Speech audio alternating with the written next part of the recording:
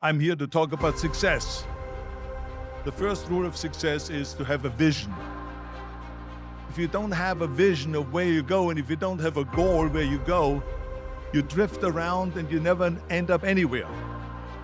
As I was born in 1947 in Austria after the Second World War.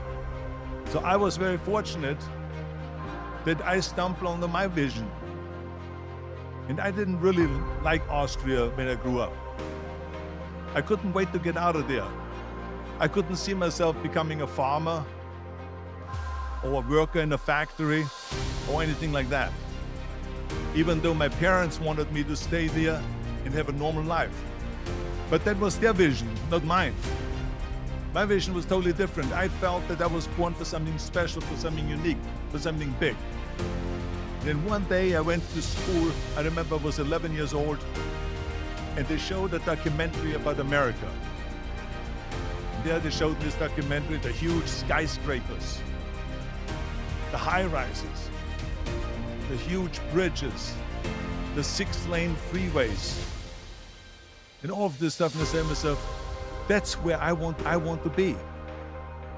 I don't want to be around here with these little farmhouses and these little buildings. I want to be in America. One day after school, I walked by a store in Graz. So I went inside and I looked around, and then I saw a magazine. I saw a bodybuilding magazine that had Reg Park on the cover. Reg Park was then a 3-time Mr. Universe. And I saw him on the big screen as Hercules. I read that and I said to myself, wow, this is the blueprint for my life. This is exactly what I want to do. I want to become a bodybuilding champion just like Reg Park. I want to get into movies just like Reg Park. And I want to make millions of dollars and be rich and famous just like Reg Park. That I'm going to become this bodybuilding champion just like him. So people always ask me, when they saw me in the gym in the pumping iron days, they say, why is it that you're working out so hard? 5 hours a day, 6 hours a day, and you have always a smile on your face. And I told people all the time, I said, because to me, I'm shooting for gold in front of Mr. Universe title. So I couldn't wait to do another 500-pound squat. At the age of 20, I went to London and I won the Mr. Universe contest as the youngest Mr. Universe ever. And it was because I had a goal. So let me tell you something, visualizing your goal and going after it makes it fun. You've got to have a purpose. 74% hate their job in America. The majority of people don't like what they're doing because they're really not doing it because they didn't have a goal and they followed this goal. They just aimlessly drift around, and then all of a sudden there's a job opening, so they get that job because you have to work. But then when you work, it's a chore. It's work. It's not fun. So I felt so blessed that I knew what I was doing. It's like a medical student that studies and knows he wants to become a doctor. You know where to go. And the same thing is also in politics. I remember that in politics, I had a very clear vision that I will be the leader of California. This is as far as I could go because I was not born in America, so I could not run for president. The 5th largest economy in the world was for me really the ultimate title, the ultimate accomplishment in politics. So even though people came up to me and says, why don't you go and run for something smaller, you're never gonna make it. I ran for governor, and then 2 months later I became governor of the state of California. Again, because I had a very clear vision what I'm gonna do with California. So that's rule number 1, have a vision. Rule number 2 is, don't listen to the naysayers. Everything I ever did, the thing that I heard out of people's mouth was, that's impossible. That can't be done. Or no.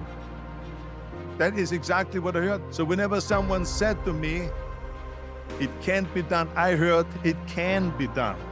When they said no, I heard yes. And when they said it's impossible, I heard it is possible. I'm a strong believer of what Nelson Mandela said, that everything is always impossible until someone does it.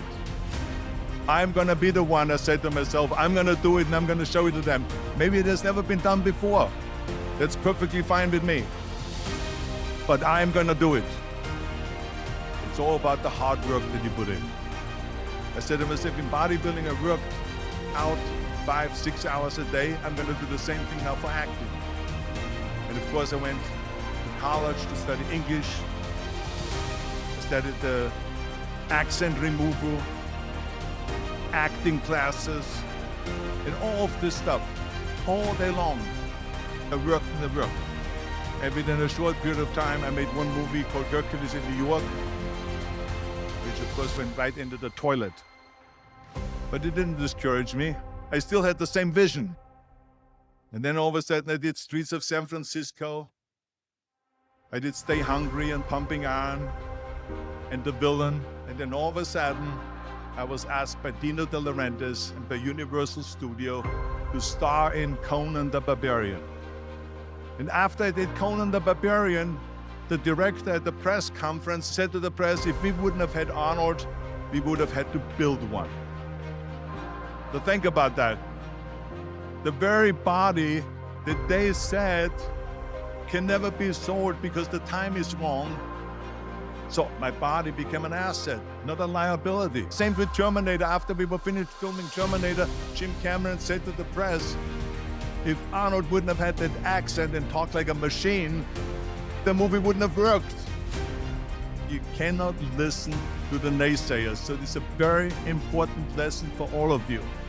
So when someone says, no, this is a stupid idea, you in your mind, you don't have to say it, but in your mind just say to yourself, what do you know?